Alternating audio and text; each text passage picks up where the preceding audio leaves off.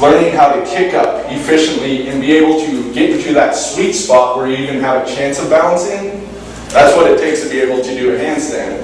When I was training myself to do one, I didn't realize this. So like 1 out of every 10 kickups, I would actually get to that point where I could start balancing with my hands. Otherwise, I kicked too hard or I kicked too soft and I didn't get into the handstand. So it was tons of wasted energy and time by doing that. And this is what a lot of people do. Instead, you specifically want to practice your kick up so that you nail it at least 8 or 9 out of 10 times, so that you can get to that point where you can actually work on the balancing. Does that make sense? Mm-hmm. It's a big thing.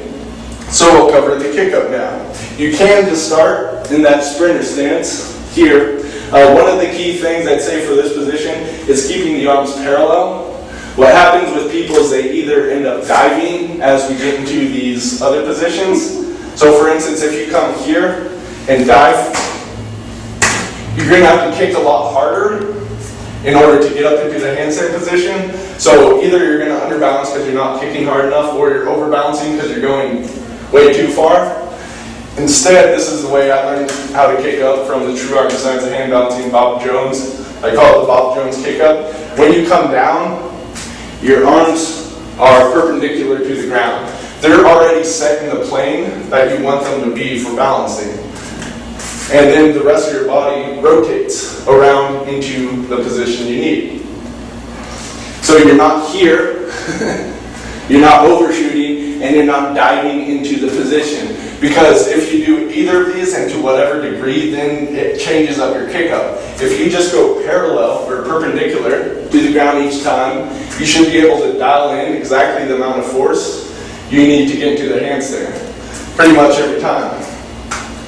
So the hands are also already starting in that locked out position, not here. You come down, they're just set exactly where you want them. Same leg you start with, the cartwheel is going to be most efficient.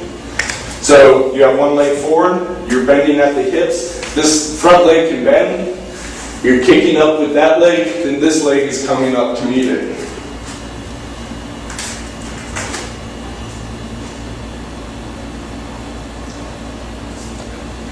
And so I know exactly how much force I need to kick up to get into that sweet spot where it's not even a struggle to get into the balance. I then have the control with my hands. You get right to that point. If you can do that each time, then you can spend your time actually practicing the balancing rather than wasting your time and energy kick up after kick up and falling, which too many people do. And that's also part of the reason why those that just go for the handstand don't do it. So one way I like to practice this kick up, we'll have you guys do this in a second, is actually against the wall. So if you do overbalance, it doesn't even take much energy at all. You just come back down and start again. If you underbalance, no big deal, you just start again. But here, all you do is kick up, pause in the handstand for like 2 to 3 seconds. Just enough so you have it, but you're not focusing on balancing. Then you come back down, and you repeat this 10 times. How many of them do you nail the sweet spot each time?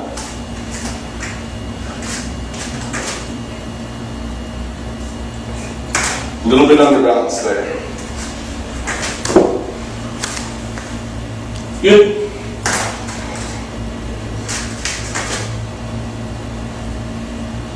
Good.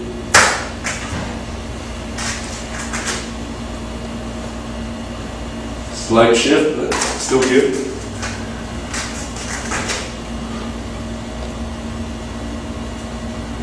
And touch the wall, but basically have that.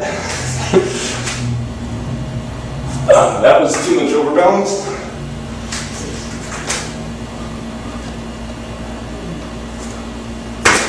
You'll actually start to get some fatigue in the arms.